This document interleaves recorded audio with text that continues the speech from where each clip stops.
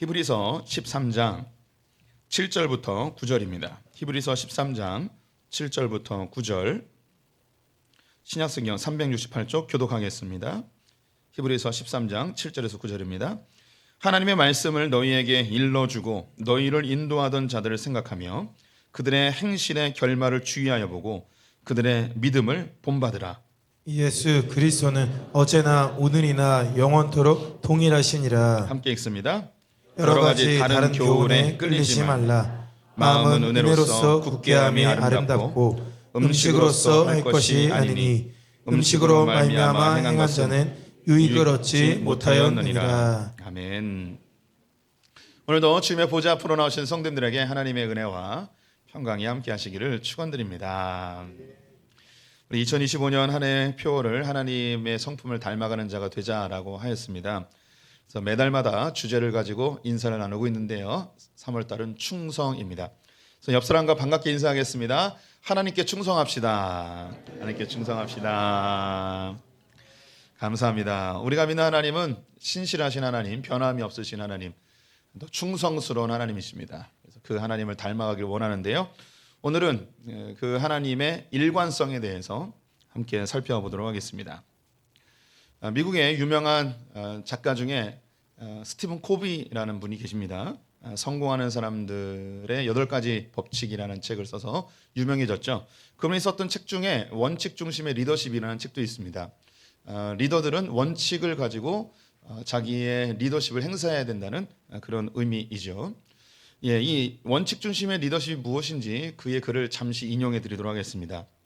원칙 중심의 리더십의 효과성은 불변의 원칙에 기초하고 있다. 원칙이란 우리 인간이나 사회가 멋대로 만들어내는 것이 아니라 그것은 모든 인간관계와 인간 조건에 적용되는 우주의 법칙이다. 사람들은 아무리 자기가 노력하고 애를 써도 바꿀 수 없는 세상에 어떤 원칙이라는 게 있습니다. 우리가 이제 원칙으로 인간관계나 우리의 사회가 운영되고 있는데요. 뭐 대표적인 것이 이제 공정성, 형평성, 정의, 성실, 정직, 신뢰 뭐 이런 것들이 인간관계를 유지하는 중요한 원칙들입니다. 이건 필수적인 요소이고 기본적인 요소라 할 수 있겠습니다. 그래서 이런 원칙들을 잘 지키는 사람들은 성공할 확률이 높고요. 이런 원칙들을 어기는 경우 그의 것이 빼앗기거나 망하는 경우가 발생하게 되는 거죠. 우리 성도님들이 원칙을 거스려서 할 수 있는 것은 아무것도 없습니다. 성도님들이 아무리 노력하고 애를 써도 원칙에서 벗어난 것을 우리 마음대로 할 수가 전혀 없습니다. 원칙을 바꿀 수가 없습니다. 한 가지 예를 들어 우리 성도님들이 돌을 하늘 높이 애를 쓰고 힘써서 높이 던졌습니다. 그리고 바라는 겁니다. 이 돌이 하늘 위에서 그냥 머물러 있기를 바라는 거죠. 내가 아무리 노력해도 이 돌은 머물러 있지 않습니다. 왜냐하면 이 돌은 만유인력의 법칙에 의해서 땅으로 떨어지게 되어 있습니다. 이 원칙이라는 것은 인간이 아무리 애를 쓰고 노력해도 바꿀 수가 없습니다. 오히려 그 원칙에 맞추어서 살아가야 되는 것이죠. 그래서 이 인간 사회에서 성공하려면 이런 기본적인 원칙들을 잘 따라야 성공할 수 있다고 이 스티븐 코비는 이야기하고 있는 것이죠. 인간관계 속에서도 정직이라는 원칙이 있죠. 내가 지금은 정직하다고 알았는데 나중에 보니까 거짓말을 했다. 그럼 그 사람하고 다시는 인간관계를 맺으려 하지 않을 것입니다. 자기가 거짓말을 해도 신기한 것이 상대방은 정직하길 바라는 그런 원칙을 사모하는 그런 마음이 인간 안에 있음을 발견하게 되는 거죠. 사실 세상에는 이 원칙을 잘 지켜서 성공한 그런 케이스들이 너무나 차고 넘칩니다. 그중에 하나 소개시켜드리고 싶은 게 있는데요. 미국의 유명한 아웃도어 브랜드 3개가 있습니다. 성도님들도 다 아시는 브랜드인데요. 제일 유명한 게 노스페이스가 유명하죠. 콜롬비아라고 들어보셨나요? 그것도 유명합니다. 그리고 한 가지가 이제 파타고니아라는 제품입니다. 뭐 들어보신 분도 있고 또 소유하고 계신 분들이 있을 겁니다. 이 파타고니아는 전문 산악인이 이 회사를 만들었습니다. 그래서 산행을 할 때 그리고 높은 거칠은 이런 그 익스트림한 그런 스포츠를 할 때 꼭 필요한 제품들을 만들기로 유명한 그런 회사입니다. 그런데 이 창업주가 이 파타고니아를 만들 때에 또 산을 많이 다니면서 산에 많은 쓰레기들이 널려 있는 것을 보면서 자연 환경을 보호하고 지구의 환경 오염을 막는 이런 것을 좀 동참해야겠다는 그런 원칙을 세웠습니다. 그래서 자신들의 수익의 1%를 자연환경 보호를 위해서 기금으로 내고 있습니다. 2011년도에 있었던 이 파타고니아의 광고가 아주 유명한데요. 당시 이제 블랙 프라이데이가 맞이하여서 많은 업체들이 대목이어서 광고를 때리고 많은 제품을 팔려고 하였습니다. 근데 그때 파타고니아가 2011년 블랙 프라이데이 광고로 뭘 썼냐면 아까 사진에서 보셨듯이 Don't buy this jacket이라는 광고를 했습니다. 한국말로 하면 이 자켓을 사지 마세요라는 광고입니다. 아니 하나라도 더 팔아야 되는데 이 자켓을 사지 마세요라는 이 광고는 사람들에게 큰 충격을 줬죠. 이 광고가 사람들의 이목을 집중시키기 위한 의도적인 광고라고 볼 수도 있겠지만 회사에서는 절대 그런 의도로 하지 않았습니다. 이 광고를 좀 더 자세히 보면 뭐라고 써 있냐면 꼭 필요한 사람 외에는 이 자켓을 사지 마세요라고 했어요. 그래서 이 제품을 그냥 그 마음에 충동적으로 사게 되면 더 많이 환경이 오염되기 때문에 이것을 필요한 사람만 꼭 필요한 사람만 사시기 바랍니다라는 회사의 원칙을 광고로 내놓은 것이죠. 근데 이로 인하여서 이 회사는 자연환경을 정말 사랑하는 그런 정직한 회사이구나라는 것이 알려지게 되었고 신뢰성이 더 높아져서 지금도 전 세계에서 가장 잘 팔리는 아웃도어 브랜드가 되었습니다. 이처럼 원칙 중심의 경영을 하거나 원칙 중심으로 리더십을 그리고 그런 삶을 살 때 그 사람들은 성공할 확률이 매우 높죠. 그렇다면 원칙 중심의 반대말이 뭘까요? 비원칙 이렇게 이야기할 수 있겠지만 이익 중심의 사고라고 이야기합니다. 원칙에 의해서가 아니라 내게 이익이 되는가를 늘 판단의 기준으로 하는 거죠. 이것을 신학적 용어로 바꾸면 자기 중심성이라고 이야기를 합니다. 나한테 이득이 되는 것에 원칙 없이 이렇게 저렇게 결정하여 따라 살아가는 것이죠. 이런 자기 중심적으로 이익 중심적으로 살아가는 사람들은 주변 사람들도 싫어할 뿐만 아니라 자기도 이익을 따라가다가 더 큰 수렁에 빠지는 것을 우리는 수없이 많은 증거들로 보게 됩니다. 우리 성도님들이 원칙 중심으로 사는 것이 왜 중요하냐면 원칙대로 살아갈 때에 이 사람은 예측이 가능하게 됩니다. 이 예측이 가능한 거예요. 예상이 되는 거예요. 어떻게 행동하고 어떻게 결정하고 어떻게 살아갈지가 예상이 되는 거죠. 원칙이 있으면. 그럼 이 사람이 예측이 가능하면 상대방에게 무슨 마음을 주냐면 안정감을 줍니다. 예측 가능하게 원칙대로 살아가는 것을 뭐라 이야기하냐? 일관성이라고 이야기합니다. 그 사람이 일관되게 살아가는 거예요. 저 사람은 이렇게 살아가겠구나. 그럼 주변 사람들이 안정감을 갖게 되는 것이죠. 우리 성도님들이 직장에서 보스라면 보스가 일관되게 원칙 중심으로 회사를 경영해요. 그럼 밑에 있는 직원들은 우리 사장님은 이렇게 가는구나 라고 예상이 되기 때문에 안정감을 가지고 회사를 다닐 수가 있습니다. 또 직장의 동료들이나 친구들에게 얘는 이렇게 행동해, 얘는 이렇게 약속을 잘 지켜, 얘는 돈을 꿔줘도 돈을 잘 갚어 라고 하면 이게 일관성이죠. 이것이 주변의 친구들과 동료들에게 안정감을 줘서 주변의 사람들이 머물 수 있게 해주는 것이죠. 가족들에게도 마찬가지입니다. 우리 아버지는 늘 일관돼, 늘 성실하셔, 늘 우리를 사랑하시지. 일관된 체벌이나 일관된 훈육이 자녀들에게 혼이 나고 혹은 질책을 받아도 그 마음에 상처가 되지 않고 그것이 안정감으로 다가오게 됩니다. 반면에 원칙이 없는 사람들, 즉 예측이 어려운 사람들이 있습니다. 감정이 죽을 듯해서 막 화를 내기도 하고 어느 때는 뭐 선물 막 갖다 주고 또 갑자기 침울해지고 이렇게 예측하기 어려운 사람들이 있으면 옆에 있는 사람들이 힘듭니다. 맞춰주는 게 너무 힘들죠. 불안정하기 때문이죠. 저는 가족 내에서 아들이 셋 있는데 이 세 아들이 저에게 별명을 붙여줬습니다. 제가 집에서 별명이 뭐냐면 급발진입니다. 급발진은 언제 튀어나올지 모르는 거죠. 그래서 우리 아들들이 아빠는 어느 포인트에서 화를 내는지 모르겠대요. 근데 가끔씩 화를 내는데 어느 포인트인지 감을 못 잡겠다는 거죠. 그래서 늘 아이들은 저를 보면 긴장을 합니다. 언제 아버지가 급발진을 할지 모르기 때문에. 그래서 점점 아이들이 저를 떠나고 있습니다. 저는 점점 외로워지고 있습니다. 저에겐 여러분밖에 남지 않았습니다. 사람들은 원칙 중심의 사람을 좋아하고 일관적인 사람을 좋아합니다. 그래서 안정감을 느끼고 싶어 하죠. 자기가 원칙적으로 살지 않더라도 주변에 있는 사람들 원칙이 있길 바랍니다. 우리는 교통 경찰들이 원칙 있게 단속하길 바라고요. 검사나 판사들이 원칙 있게 판결하길 원합니다. 정치인들이 원칙을 가지고 나라를 다스리길 원하죠. 우리는 원칙을 좋아합니다. 그런데 우리 자신은 잘 원칙적으로 살지 못하죠. 내가 세운 계획도 내가 세운 원칙도 잘 지키지 못하는 것이 우리의 연약함입니다. 이에 비해서 우리가 믿는 하나님은 매우 원칙 중심적인, 즉 예상이 가능하고 예측이 가능한 일관된 분이라는 것입니다. 하나님은 변함없이 일관된 분이십니다. 그래서 그분 앞에 나아가면 예측이 가능하기 때문에, 변함이 없으시기 때문에 그 하나님 곁에 가는 사람은 안정감을 느끼게 되는 것이죠. 성경에는 하나님의 변함없으심, 일관성에 대한 구절들이 많이 있는데요. 오늘 읽었던 구절과 함께 하나를 더 보겠습니다. 히브리서 13장과 요한계시록 4장의 말씀을 같이 읽어보겠습니다. 예수 그리스도는 어제나 오늘이나 영원토록 동일하시니라. 거룩하다 거룩하다 주 하나님 곧 전능하신 이여, 전에도 계셨고 이제도 계시고 장차 오실 이시라 하고. 우리가 믿는 하나님 예수님은 어제도 계셨고 오늘도 계시며 장차 오실 분, 과거 현재 미래가 동일하신 분이십니다. 변함이 없으신 분이시죠.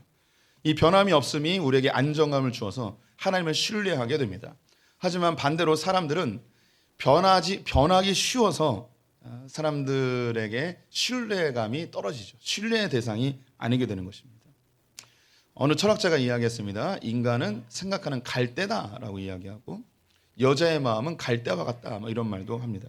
늘 조속간에 변하는 것이 인간의 마음이기 때문이겠죠. 그래서 우리는 변하지 않는 하나님을 더 갈망하게 되는 것 같습니다. 그분 앞에 우리는 안정감을 얻게 되는 것이죠. 하나님의 말씀은 변함이 없다고 이야기합니다. 꽃은 시들고 풀은 마르지만 하나님의 말씀은 영원히 변하지 않는다는 변함없으신 주님의 말씀을 우리는 성경을 통해서 배웁니다. 또한 하나님께서 우리 성도들을 향한 그 사랑이 변함없음을 또한 알고 있습니다. 하나님의 변함없으심, 하나님의 일관됨은 성경 곳곳에 나와 있는데 몇 가지를 좀 더 알려드리도록 하겠습니다. 하나님이 우리를 만드실 때의 목적, 이 목적은 변함이 없으십니다. 하나님이 우리 성도들을 만드실 때의 목적은 바로 우리와 교제하기 위함입니다. 창세기 3장에 보면 아담과 하와가 선악과를 따먹었을 때 하나님께서 에덴 동산으로 찾아와 거느시는 장면이 있습니다. 하나님이 거느신 이유가 뭐냐면 그냥 혼자 산책한 게 아니고 아담을 찾아오셨어요. 함께 거느려고, 즉 교제하시려고. 에덴 동산에 찾아왔는데 아담이 없는 거예요. 그래서 하나님이 찾으시죠. 아담아 네가 어디 있느냐. 하나님이 아담을 만드신 이유는 교제하기 위함이었습니다. 이제 시간이 지나 인간의 죄로 인해 하나님과 단절되었는데 이 단절을 다시 회복하기 위하여 그의 아들 예수님을 보내셔서 십자가에 죽게 하심으로 죄의 문제를 해결하고 하나님과 우리가 화목하게 되었죠. 그래서 예수님이 화목제물로 드려주셨습니다. 이 화목제물을 영어로 하면 fellowship service라고 해요. offering이라고 하죠. 이걸 뭐냐 하냐, 교제, 친교제라고 이야기합니다.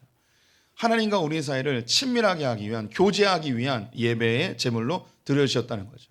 예수님께서 요한계시록 3장 20절에 볼지어다 내가 문 밖에 서서 두드리노니 누구든지 내 마음의 문을 열면 내가 너에게로 들어가 너와 더불어 먹고 너는 나와 더불어 먹으리라 이야기하시며 교제를 위하여 우리를 창조하셨음을 일관되게 변함없이 우리에게 이야기하고 계십니다. 또한 하나님 우리를 창조하실 때에 우리에게 사명을 주셨습니다. 이 땅에서 무엇을 할지. 창세기 1장 28절에 보면 생육하고 번성하고 충만하고 정복하고 다스리라고 이야기합니다. 이것은 하나님의 백성들이 하나님의 질서와 법으로 이 땅을 통치하고 다스리라는 명령입니다.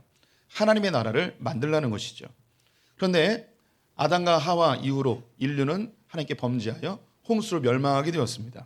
은혜를 입은 노아만이 구원을 얻게 되었는데 이 노아를 통해서 새로운 인류를 시작하십니다. 이때 하나님께서 노아에게 너를 구원한 목적이 무엇인지 그 사명을 다시 알려줍니다. 그것이 뭐냐? 생육하고 번성하고 충만하고 다스려라. 똑같은 명령을 하십니다. 안타깝게도 노아의 후손들은 바벨탑을 쌓으며 하나님께 대항하게 되죠. 이 바벨탑에서 한 명을 끄집어냅니다. 아브라함입니다. 아브라함을 불러내셔서도 하나님께서 똑같은 명령을 하십니다. 생육하고 번성해서 충만해라, 다스려라 라고 명령하십니다. 하지만 육적인 이스라엘은 하나님의 명령에 순종하지 아니하였고 자기의 배를 불리는 일에만 신경을 쓰다가 그들은 또 하나님께 멸망당하게 됩니다. 하나님 육적 이스라엘 버리고 영적 이스라엘인 교회를 세우시죠. 교회를 세우시고 우리에게 미션, 사명을 주십니다. 모든 족속으로 제자를 삼아 내가 너에게 가르쳐 지키게 한 것을 모두 가르친 것을 다 지켜 행하게 하라 라고 이야기하십니다. 모든 족속으로 제자를 삼으라는 것은 이 제자가 바로 하나님의 말씀을 따라 사는 하나님 나라를 만드는 자들입니다. 하나님은 우리를 창조하실 때의 목적과 우리를 향한 계획이 변함이 없으십니다. 또한 하나님께서는 이 인류가 어떻게 하면 풍성한 삶을 살지도 동일하게 이야기하십니다. 하나님의 말씀을 지키면 생명과 풍성한 삶을 얻게 되고 하나님의 말씀을 어기면 생명을 잃고 풍성함을 빼앗기게 됩니다. 에덴 동산에서 아담과 하와에게 하나님이 선악과를 따먹지 말라고 하셨죠. 이것은 단순한 과일이 아니고 하나님의 질서이며 규칙입니다. 이것을 잘 지키면 그들의 생명이 유지되고 에덴 동산에서 풍성한 삶을 누리게 됩니다. 하지만 그들이 선악과를 먹음으로 인하여 그들이 에덴에서 쫓겨나게 됐고 그들은 죽음을 맞이하는, 즉 생명을 잃고 에덴 동산의 풍성함을 잃어버리는 가시덩굴과 엉겅퀴가 나는 고난의 세월을 보내게 됩니다. 하나님의 말씀을 지키면 복이고 하나님의 말씀을 지키지 못하면 형벌을 받는 하나님의 이 일관성이 이스라엘 민족이 탄생하였을 때 모세를 통해서 선언하십니다. 성경 구절을 확인해 보겠습니다. 신명기 28장 1절과 2절 말씀 같이 읽어보겠습니다. 내가 내 하나님 여호와의 말씀을 삼가 듣고 내가 오늘 네게 명령하는 그의 모든 명령을 지켜 행하면 내 하나님 여호와께서 너를 세계 모든 민족 위에 뛰어나게 하실 것이라. 내가 내 하나님 여호와의 말씀을 청종하면 이 모든 복이 네게 임하며 네게 이르리니.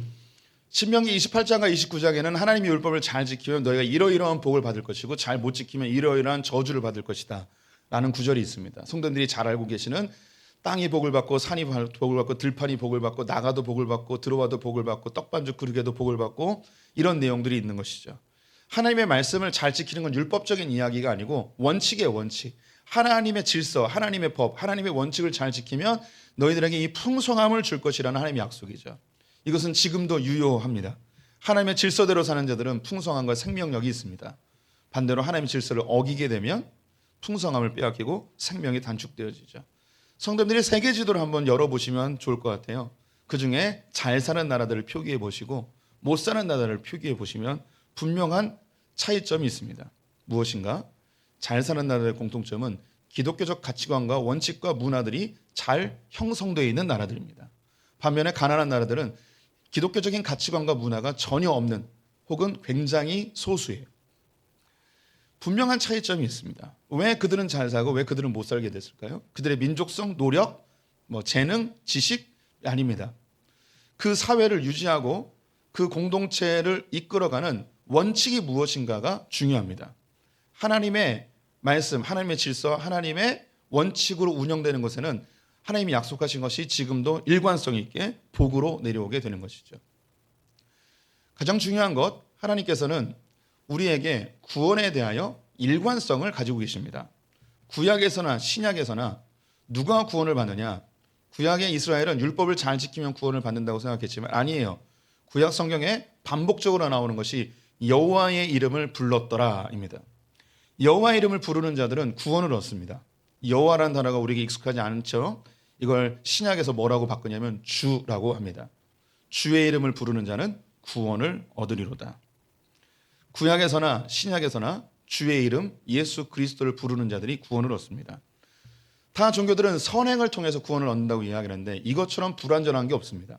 도대체 선행의 기준이 무엇이고 선행을 한다면 어느 정도까지 착하게 살아야 될 것인지 또 평생 선하게 살다가 한 번 죄를 지었다면 어떻게 되는 것인지 혹은 엄청난 죄를 지었다가 엄청난 선행을 하면 이건 또 다 갚아지는 것인지 우리 성도님들이 선행을 통해서 구원받는다는 것 굉장히 낭만적이고 인간적으로 느껴지겠지만 이것처럼 불완전한 게 없습니다. 일관성이 없습니다. 그래서 사람들에게 안정감을 주지 못합니다. 선행을 기준으로 한 그 구원과는 사람들에게 오히려 더 불안함을 더하죠. 하지만 우리에겐 아주 명확한 일관된 변함없는 구원의 원칙이 있습니다. 주의 이름을 부르는 자는 구원을 얻으리로다.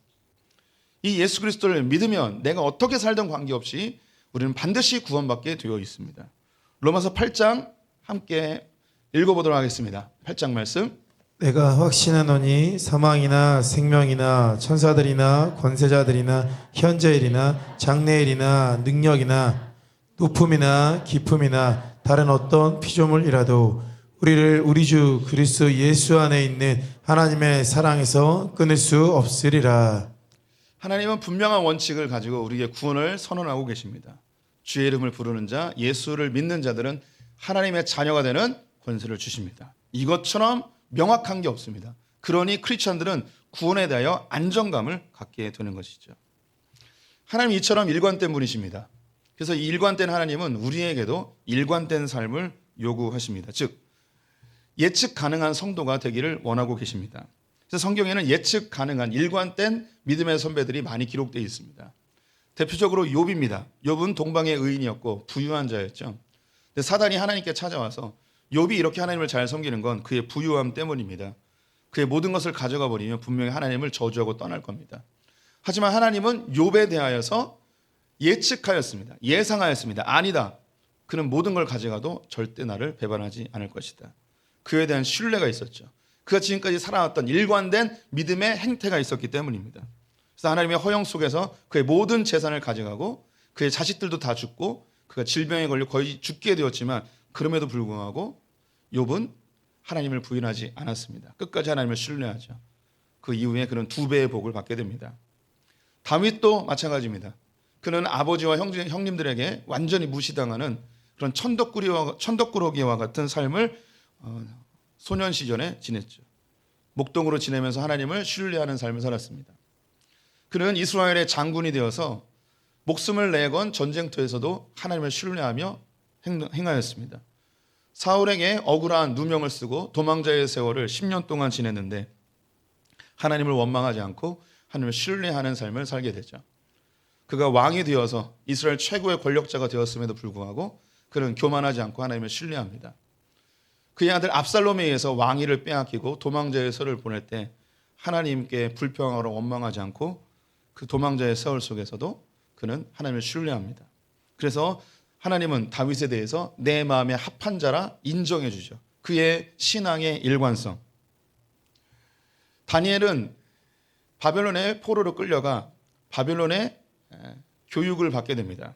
이 교육을 할 때에 우상에게 드려졌던 고기를 먹어야 했지만 다니엘과 그의 세 친구들은 우상에게 드려진 것을 거절하죠. 하나님의 원칙대로 살았습니다. 또한 그가 다리오 왕 때에 다른 총리들의 시기를 받아 다른 신에게 기도하면 사자굴에 던져진다는 명령이 있었음에도 불구하고 그가 일관되게 하나님께 하루에 3번씩 기도했던 그 습관을 따라 예루살렘을 향하여 창문을 열고 기도하다가 사자굴에 던져지게 되죠. 하지만 하나님께서는 그의 일관된 믿음을 보시고 사자굴에서 건져내는 놀라운 이적을 행해 주십니다. 주님은 우리에게 일관된 신앙을 요구하시고 일관된 신앙을 걸어가는 자들에게 하나님이 예비하신 놀라운 복을 주시는 것을 성경에서 수없이 보게 되죠. 그래서 히브리서 기자는 우리에게 이런 일관된 신앙에 대해 이렇게 권면합니다. 히브리서 3장 14절 말씀 같이 읽어보겠습니다. 우리가 시작할 때 확신하는 것을 끝까지 견고히 잡고 있으면 그리스도와 함께 참여한 자가 되리라. 우리 성도님들이 처음 예수를 믿었을 때의 그 믿음, 일관되게 주님 오실 때까지 붙들어 주셨으면 좋겠습니다. 세상이 흔들리고 요동치고 내 마음이 갈팡질팡할지라도 처음 믿었을 때 예수님을 믿어야만 구원받는다는 것, 하나님 나를 사랑하신다는 것, 그분이 변함없이 신실하시다는 것, 이걸 끝까지 붙들고 믿음 지키는 분들 되셨으면 좋겠습니다. 이게 신앙의 일관성입니다. 그렇다면 우리가 이 신앙의 일관성을 어떻게 유지해 나가야 할지 오늘 본문에서 3가지의 교훈을 살펴보도록 하겠습니다. 첫 번째는요, 우리의 신앙의 일관성을 위해서는 말씀이 원칙이 되어야 합니다. 우리 13장 7절 말씀 같이 읽어보겠습니다. 하나님의 말씀을 너에게 일러주고 너희를 인도하던 자들을 생각하며 그들의 행실의 결말을 주의하여 보고 그들의 믿음을 본받으라. 우리 믿음의 선배들이 알려준 말씀, 하나님의 말씀, 이 말씀대로 살으라는 거예요. 말씀이 원칙이 되어야 한다는 것이죠. 탐험가나 선원들이 길을 잃었을 때에 그들이 꺼내는 것은 나침반입니다.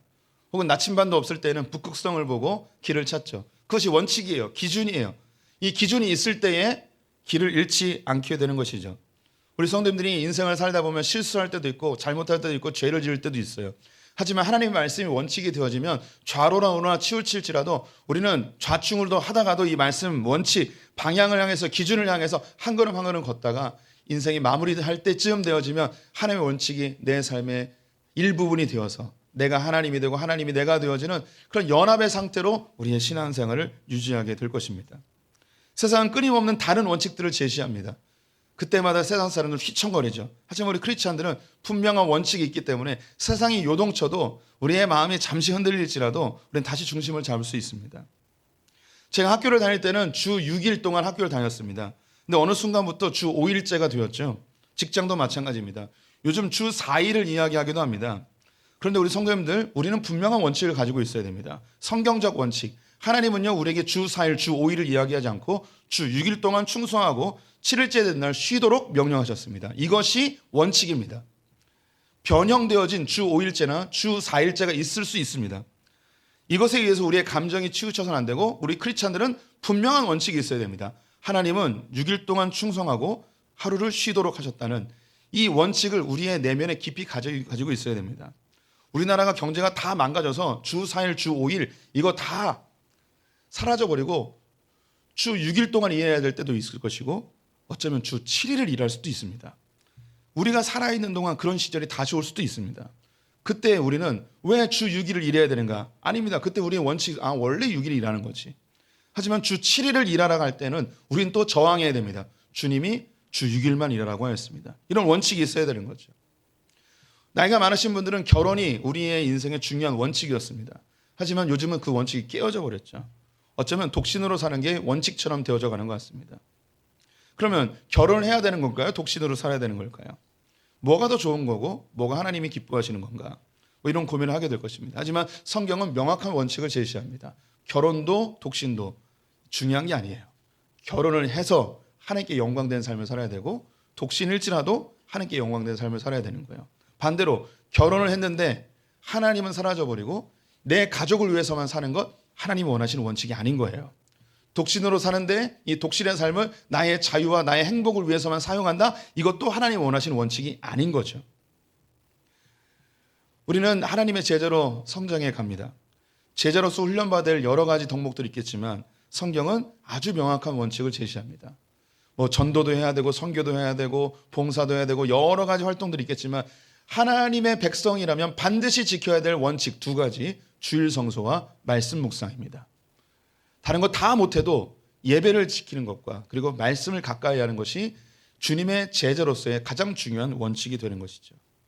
이것이 어디서부터 기인되는가? 하나님의 말씀에 이런 원칙들이 제시되고 있습니다. 그래서 말씀을 보셔야지, 말씀대로 사셔야지 우리의 일관성을 유지할 수가 있습니다. 두 번째는 오늘 본문에 믿음의 선배들을 본받으라고 이야기합니다. 7절 후반절에 있죠. 그들의 믿음을 본받으라. 히브리서 12장 1절에 보면 우리에게 구름같이 허다한 믿음의 증인들이 있다고 합니다.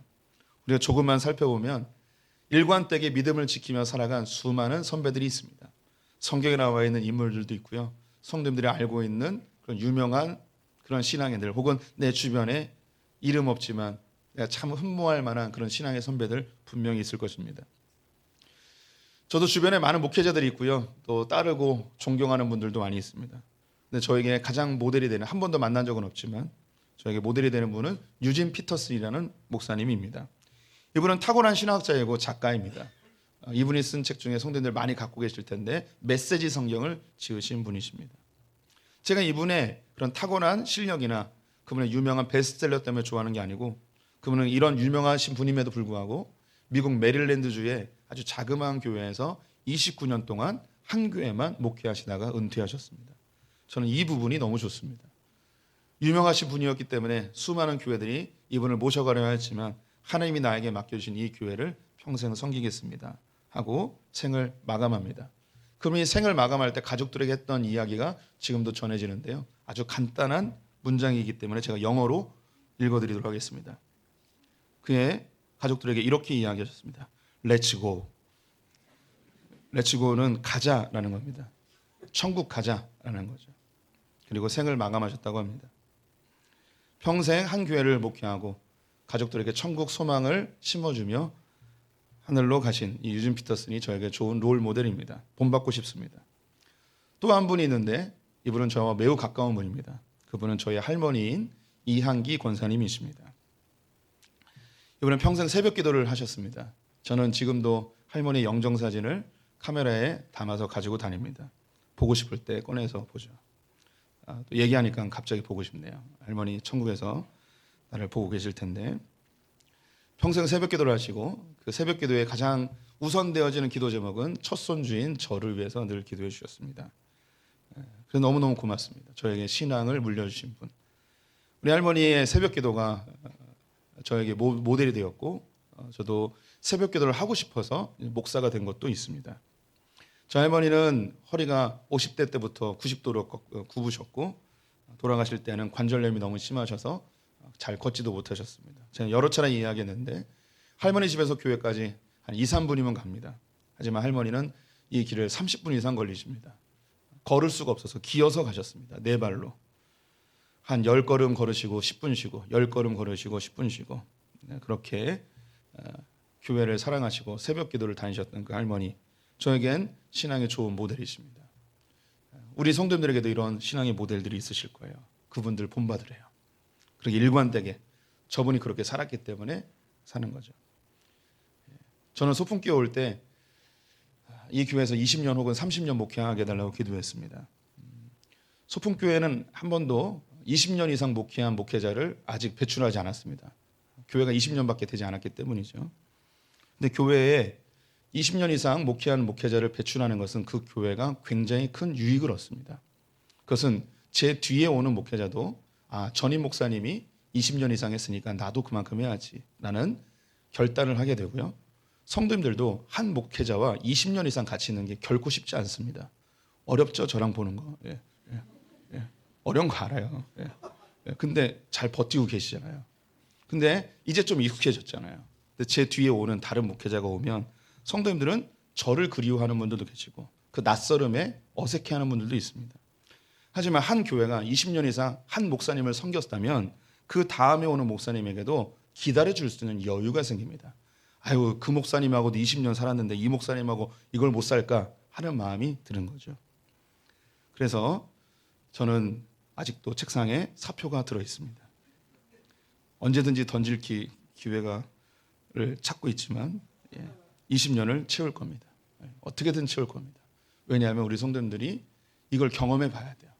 목회자를 20년 이상 섬기다가 그분을 잘 은퇴시키는 이게 교회의 복이에요. 그래서 제가 또 우리 장로님들에게 그만둔다고 하는 장로님들 그냥 멱살을 잡고라도 못 그만두게 합니다. 장로님들이 70세까지 은퇴하는 걸 보여줘야 돼요. 교회가 개판 나고 완전히 쪽박 나서 완전히 해도 끝까지 장로님들이 그 교회를 지키는 모습을 보여줘야 돼요. 그게 장로님들이 해야 될 일이에요. 그래야지 성도들이 그걸 보고 따라가요. 솔직하게 우리 성도님들은 교회에서 정말 난장판이 났을 때 누가 끝까지 교회 지키는지 아세요? 장로님들이 지켜요. 다 나가도 장로님들은 지켜요. 이게 장로님들이에요. 이 장로님들이 이걸 해줘야 돼요. 그래야지 교회가 다시 도약할 수가 있어요. 이게 멋진 거예요. 이런 믿음의 본을 보이는 일관성이 있는 성도들이 교회에 많을 때 그 교회가 건강해지는 거예요. 세 번째로 우리의 믿음의 모범이신 예수님을 본받아야 합니다. 오늘 8절 말씀에도 예수 그리스도는 어제나 오늘이나 영원토록 동일하시다라고 이야기하며 예수님의 변함없으심, 일관성을 이야기하는데요. 히브리서 12장 2절 말씀을 같이 읽어보도록 하겠습니다. 믿음의 주요 또 온전하게 하시는 이인 예수를 바라보자. 그는 그 앞에 있는 기쁨을 위하여 십자가를 참으사 부끄러움을 개의치 아니하시더니 하나님 보좌 우편에 앉으셨느니라. 네, 믿음의 주요 온전케 하시는 예수를 바라봐야 됩니다. 그분은 일관된 분이셨습니다. 사역을 시작하시며 광야에서 40일 금식할 때도 하나님만 바라보았고 많은 이적을 통해서 사람들이 열광할 때도 그 열광에 취하지 아니하시고 한적한 곳에 가서 하나님께 기도하며 주님께 집중하였습니다. 그리고 십자가의 고통 앞에서 하나님을 원망하거나 회피하지 아니하시고 십자가 앞에 하나님을 신뢰하며 그 길을 걸으셨죠. 그 일관된 예수 그리스도, 우리가 바라봐야 될 신앙의 모범입니다. 하나님이 일관된 분이십니다. 그래서 안정감이 있습니다. 우리에게 그 일관성을 요구하고 계십니다. 하나님의 말씀으로 사회생활, 가정생활, 교회생활에 일관성을 가지고 하나님 앞에 서야 합니다. 이 세상 사람들은 원칙이 없기 때문에 흔들리는 인생을 삽니다. 이것을 시편 1편에서는 바람에 나는 겨와 같다고 이야기합니다.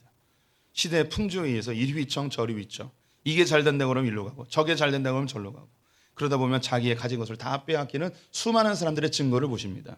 하지만 우리 그리스도인들은 시냇가에 심겨진 나무와 같아서 시대의 풍조에 관계없이 뿌리를 주님께 깊이 내려서 시절에 맞춘 하나님의 풍성한 열매를 줍니다.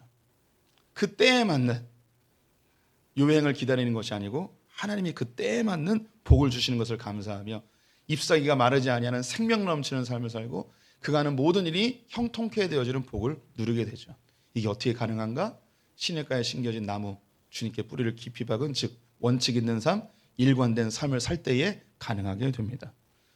하나님은 우리 성도님들을 일관되게 사랑하십니다.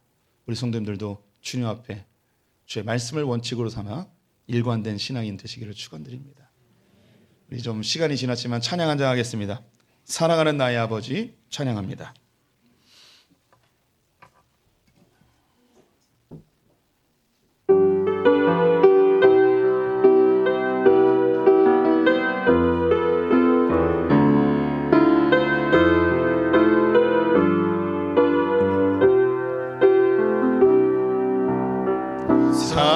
사랑하는 나의 아버지 이름 높여드립니다. 주의 나라 찬양 속에 임하시니 능력에 주께 찬송하는 전능하신 하나님 찬양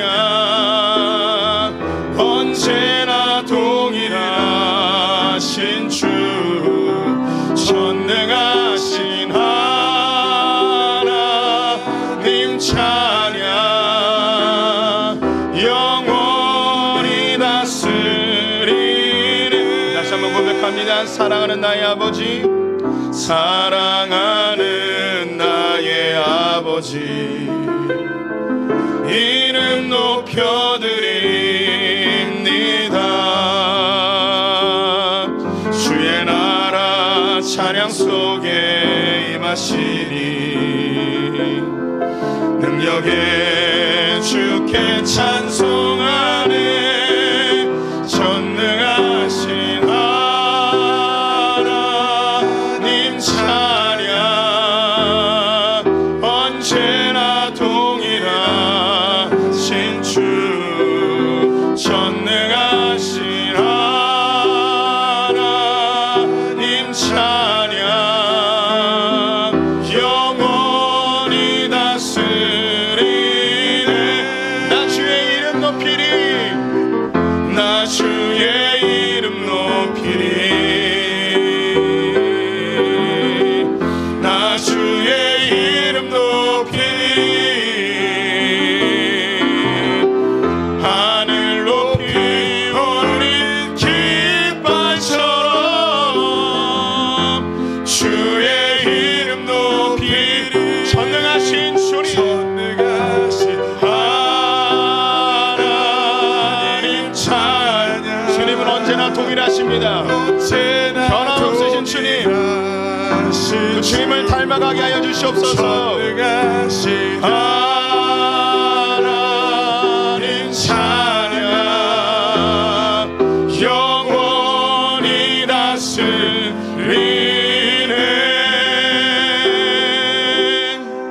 지금은 우리 주 예수 그리스도의 은혜와 하나님 아버지의 무한하신 사랑과 성령의 교통하심이 우리 일관되게 사랑하시는 주님을 본받아 주님 앞에 일관된 믿음으로 서기를 소망하는 소풍의 모든 성도들 가운데 우리의 자녀들과 저 북에 있는 형제자매들 열방의 선교사님들과 이 나라 이 민족 가운데 영원토록 함께 있을지어다. 아멘.